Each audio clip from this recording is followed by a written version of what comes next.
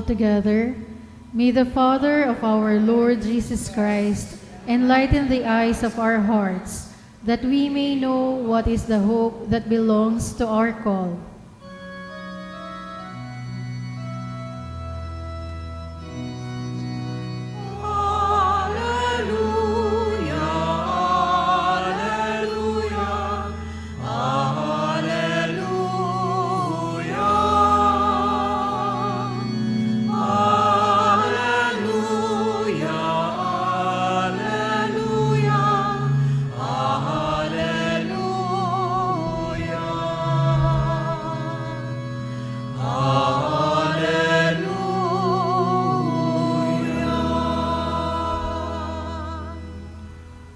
The Lord be with you. And with your spirit. A reading from the Holy Gospel according to Matthew. Glory to you, O Lord.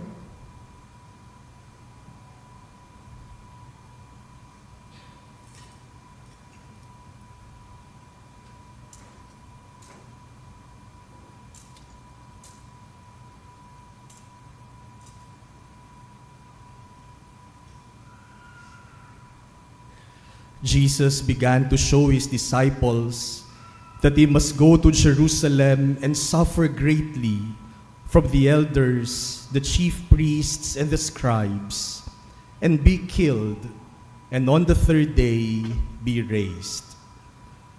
Then Peter took Jesus aside and began to rebuke him. God forbid, Lord, no such thing shall ever happen to you. He turned and said to Peter, "Get behind me, Satan. You are an obstacle to me. You are thinking not as God does, but as human beings do." Then Jesus said to his disciples, "Whoever wishes to come after me must deny himself, take up his cross, and follow me. For whoever wishes to save his life will lose it. But whoever loses his life for my sake will find it. What profit would there be for one to gain the whole world and forfeit his life? Or what can one give in exchange for his life? For the Son of Man will come with his angels in his Father's glory, and then he will repay all according to his conduct."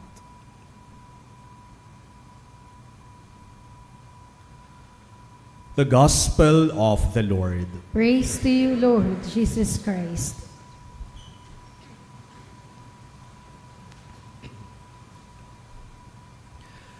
My dear brothers and sisters, what was wrong with the reaction of Peter when Jesus predicted his suffering and death? Why did Jesus reprimand Peter, who only wanted to spare him from suffering and death? Why did Jesus call Peter Satan? Only because Peter was concerned about Jesus. Sinabi kasi ni Jesus sa kanyang mga alagad na pagdating sa Jerusalem, siya ay pahihirapan, siya ay magpapakasakit, ipapako sa krus at mamamatay. At kung tayo man ang makarinig nun, at kaibigan natin si Jesus, mahal natin si Jesus, natural lang na sabihin natin, naku, wag naman sanang mangyari yan. Kapag meron tayong kaibigan na nagsasabing, baka may masamang mangyari sa akin, hindi naman natin sasabihin, okay lang yan, sige lang. Sasabihin natin, ipag-adya ka nawa ng Panginoon. God forbid that such thing should happen to you. And so Peter was just showing his concern. Peter wanted to spare Jesus from the cross, from death. And yet, Jesus reprimanded him. Jesus called him Satan because according to Jesus, you are thinking not as God does, but as human beings do. How does God think? And how do human beings think?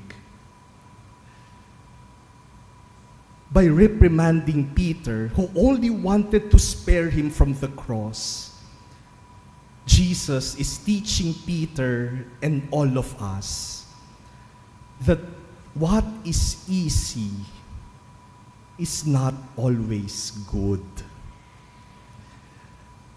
Nung pinagsabihan ni Jesus si Pedro, dahil gusto ni Pedro na hindi mahirapan si Jesus, na maging madali ang buhay para kay Jesus, parang sinasabi ni Jesus kay Pedro, hindi dahil madali, mabuti na. What is easy is not always good. You know, my dear brothers and sisters, in our times, we always look for what is easy, for what is comfortable, for what is convenient, for what is fast. We do not want things that are difficult. We avoid what is tiring, what is stressful, what takes time. Ayaw nating mahirapan, ayaw nating magpasensya, ayaw nating maghintay. Kaya gusto natin lahat madali, lahat mabilis. But Jesus tells us today, hindi palaging nakakabuti ang madali. What is easy is not always good. And in a like manner, what is difficult and painful is not always bad. Yung mahirap at masakit, hindi naman palaging masama. Because come to think of it, my dear brothers and sisters, many things, many people, many experiences that made our life difficult are the very things, people, and experiences that taught us the most important lessons in life. Yung mga bagay na naging madali sa buhay natin, madali ring nakakalimutan.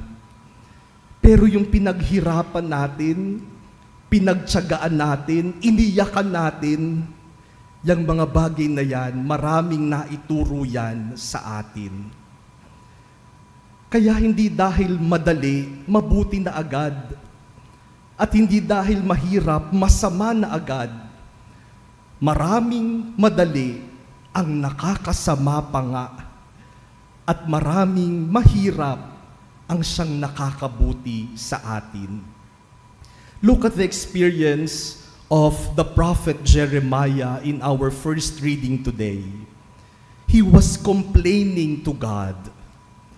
He said, "You duped me, O Lord, and I let myself be duped." Niloko mo ako. Hinayaan ko naman ang sarili kong maloko. Inisahan mo ako at hinayaan ko naman yung sarili kong maisahan mo. And why was the prophet Jeremiah complaining to God? Because being a prophet was not easy. Sabi niya sa Diyos, akala ko madali lang itong pinapagawa mo sa akin. Ang hirap pala. All the day, I am an object of laughter. Everyone mocks me. The word of the Lord has brought me derision and reproach all the day. And so he was telling God, I would rather have an easy life than being a prophet. Ayoko nang maging propeta. Ayoko nang hirap na pinagdaraanan ko. Hindi na ako magsasalita tungkol sa'yo. And yet, the prophet Jeremiah said, I say to myself, I will not mention him. I will speak his name no more. But then it becomes like fire, burning in my heart, imprisoned in my bones. I grow weary holding it in. I cannot endure it. Nung sabihin ko ng ayaw kong magsalita tungkol sa'yo, lalo ka namang nag-alab sa kalooban ko. At hindi ko mapigilan ng sarili ko, nagpupumiglas ka sa kalooban ko. And so the more I distance myself from you, the more I wanted to follow you. The more I want an easy life, the more that I am drawn to be a prophet, your prophet, the more that I am in love with you. Dahil sa kanyang pinaghirapan, mas lalo siyang sumunod at nagmahal sa Diyos. That is why St. Paul also in our second reading today tells us, do not conform yourselves to this age that looks always for comfort, for convenience, for easy life. Do not conform yourselves to this age, but be transformed by the renewal of your mind, so that you may discern what is the will of God, what is good and pleasing and perfect.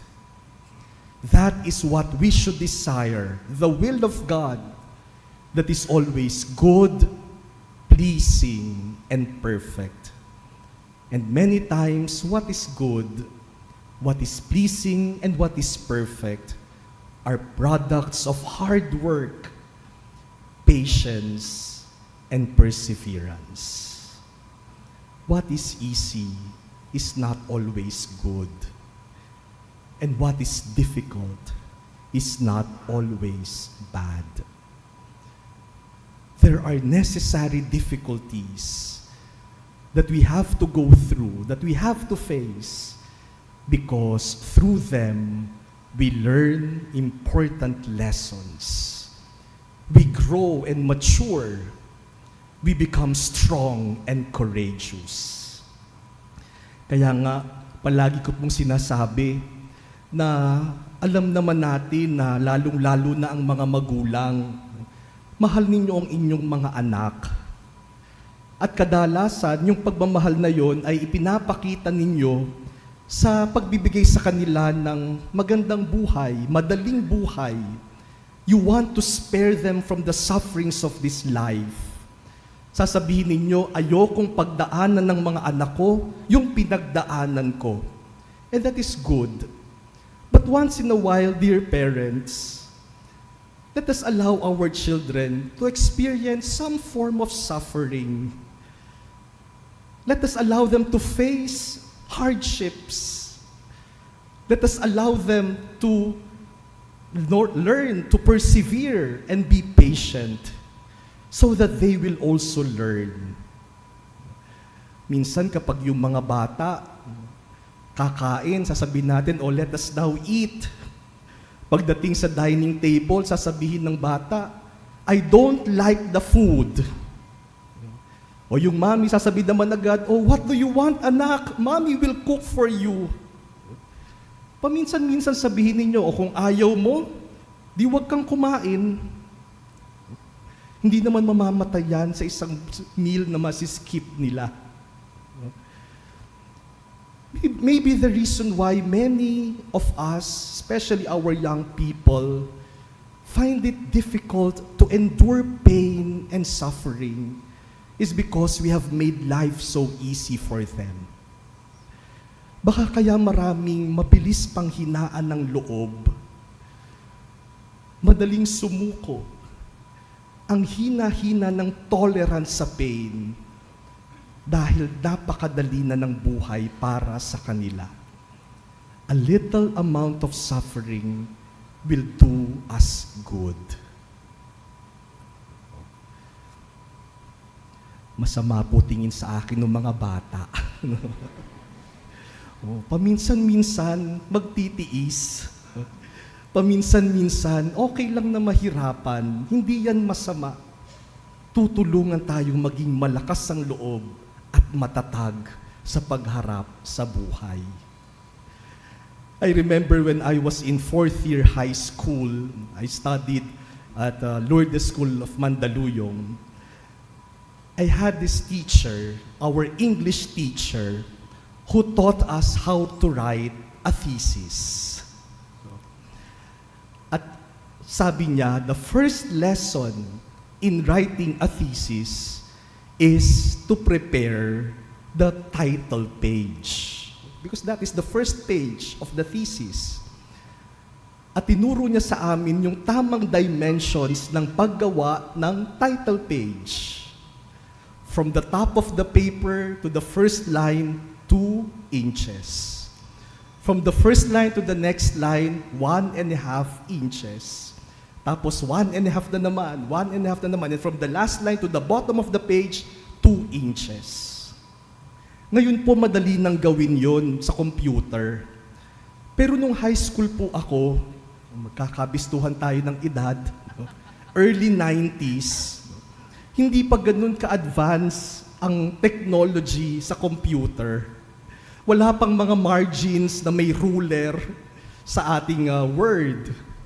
Ang gamit pa po noon, yung Word Star. Ewan ko kung naaalala nyo pa yung Word Star na may floppy disk pa. Kaya trial and error, gagawin mo, ipiprint mo, susukatin mo. O kaya typewriter na lang para mas madaling magsukat. And so the following day, we will have to submit to our English teacher the title page. The following day, pagpasok niya sa classroom, ang dala lang nun, ruler. Pupunta siya sa kanyang lamesa at ipapakuha ang basurahan. And he will call us one by one, and for the whole time, the whole period, she will just measure our title page. Tatawagin ka, lalapit ka, isasabit mo sa kanya, susukatin niya. Pag sobra o kulang kahit na 1 millimeter in front of you, pipilasin niya yung papel at itatapon niya sa basurahan. Title page pa lang yun. Just imagine the pain, the tears that we had to experience in writing the whole thesis. Kaya aaminin ko po, nung high school kami, lahat na yata ng sumpa nasabi namin sa teacher na yon. Talagang iniyakan namin yung thesis na yan bago namin na-submit ng buo sa kanya.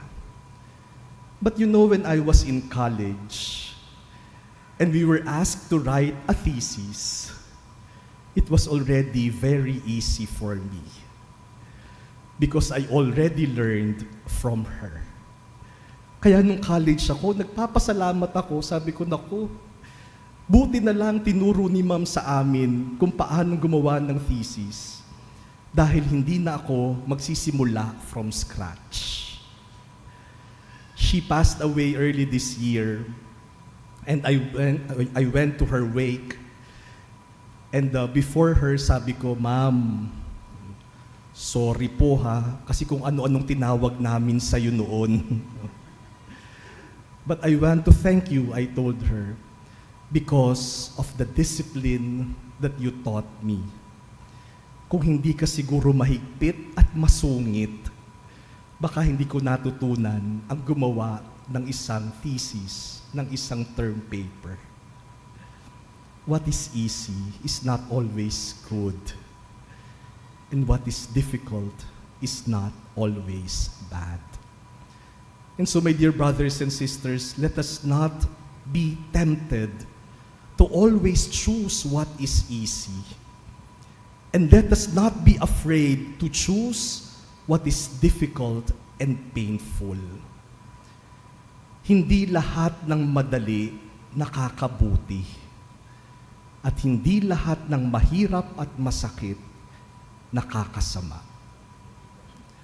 Let us ask God for the grace of wisdom and courage so that we may always do His will, so that we may always think and act as God does and not as human beings do.